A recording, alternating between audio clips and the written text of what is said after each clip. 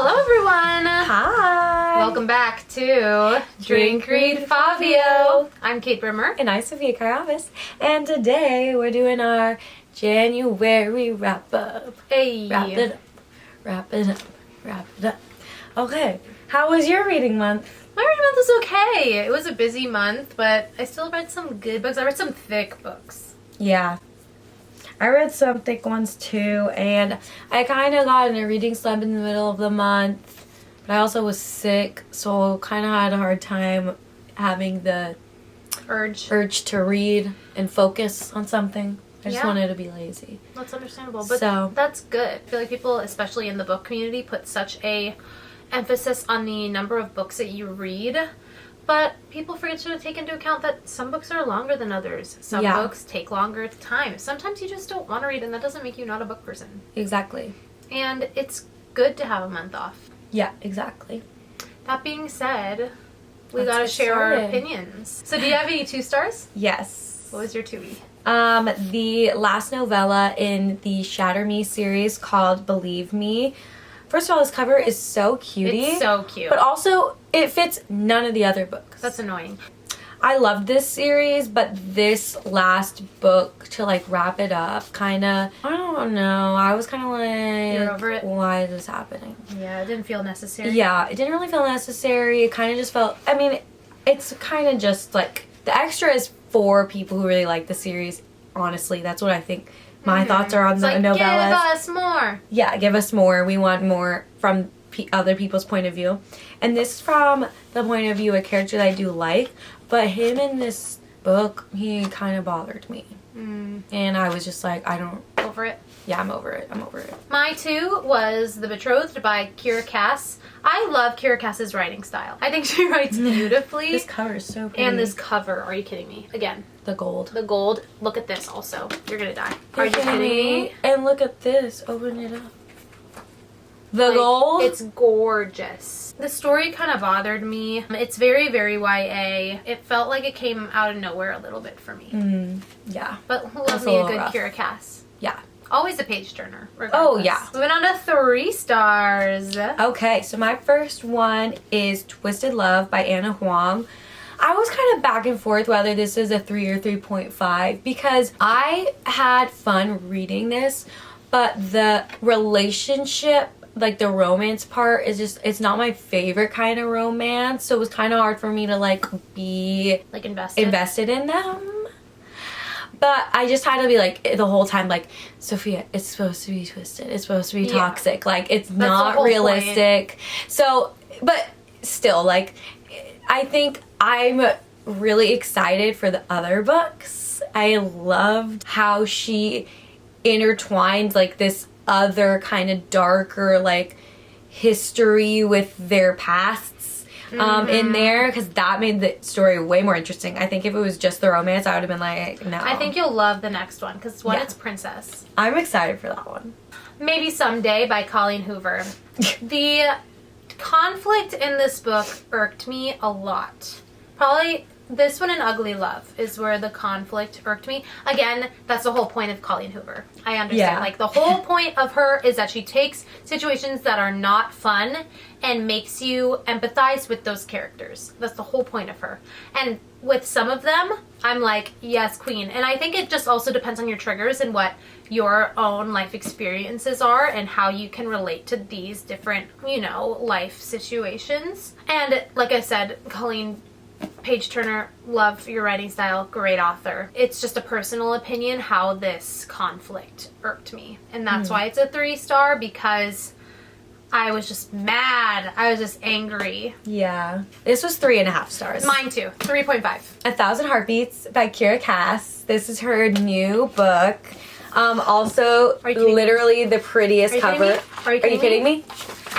Beautiful. Literally the cutest cover ever. I'm living for it. The back has full-on like Prince vibes. I really enjoyed this. Like, I think it was a little too long. I'm gonna say. I think it was a little. The first part. The first part took some time. The second half, I was like, this. The second half.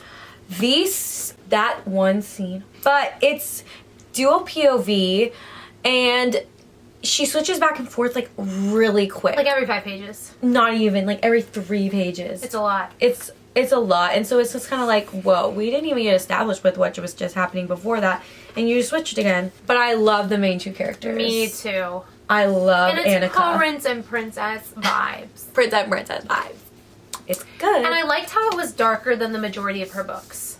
Yeah, I would say I would recommend it. Me too. It's good. Next, I have Crazy Stupid Bromance by Lyssa K. Adams. This is the 3rd book to the Bromance Book Club series, and it's cute.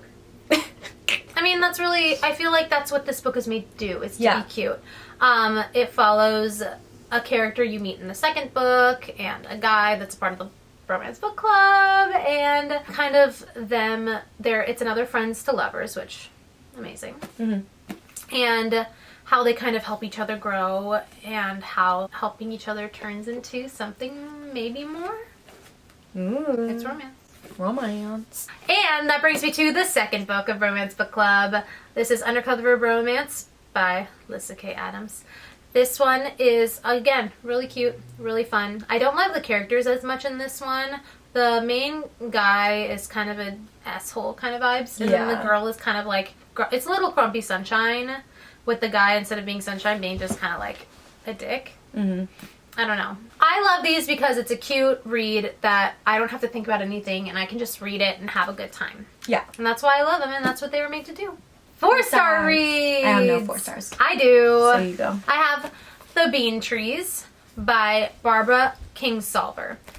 This book was given to me by my grandma, and shout out grandma. And it is really, really good. It is a fiction that kind of just revolves around 2 women's lives and where they take them, which is a very different path than most women are given in this time period. And, you know, nothing crazy happens, nothing super wild and over adventurous happens. It really just follows these 2 women growing and learning and becoming a found family together. It's just a really beautiful story about life, and I loved it. And it's also, if you want to get into more true fiction and more of that classic feel, I think this is a great gateway book to that, because it's still really interesting and it still flows and reads really well, but it is more of that true fiction feel. And lastly, I have, and this one's a 4.5, the 3rd book to From Blood and Ash by Jennifer L. Armentrout. This is The Crown of Gilded Bones, and it just follows a story, and it's just so freaking good.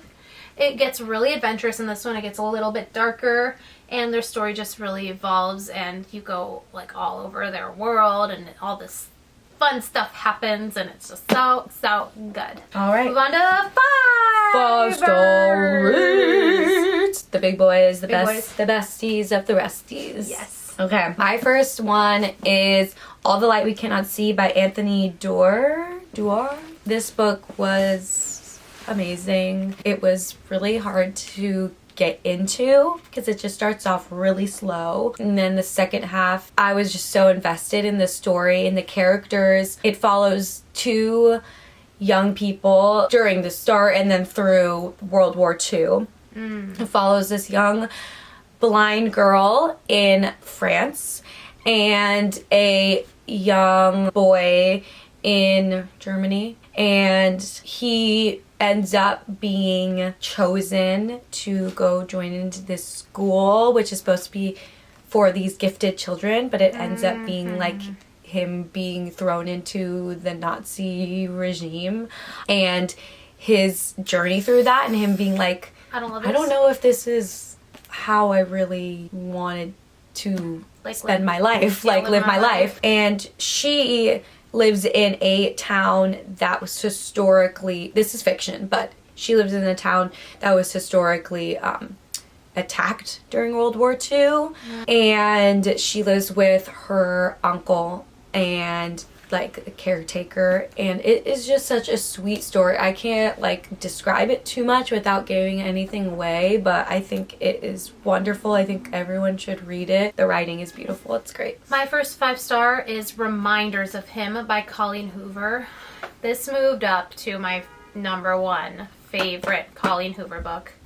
It is so good. I read it so fast. I could not put it down. It follows a girl who gets released from prison and is off to go and win custody of her daughter. And it breaks your heart. It makes you think.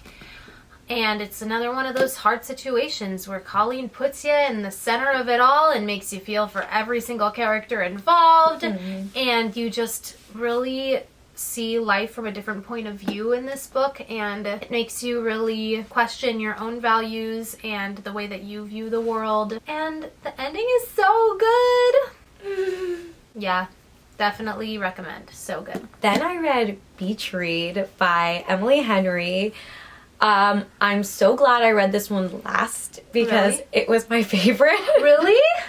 Yes. Whoa. I loved this book. Yeah, it was so cute, right? It's everything I could want from a romance. It is probably one of my top romances ever. But this is my favorite Emily Henry out of all the ones I read. And I'm glad I read it last because I think I would have compared all the other ones to it.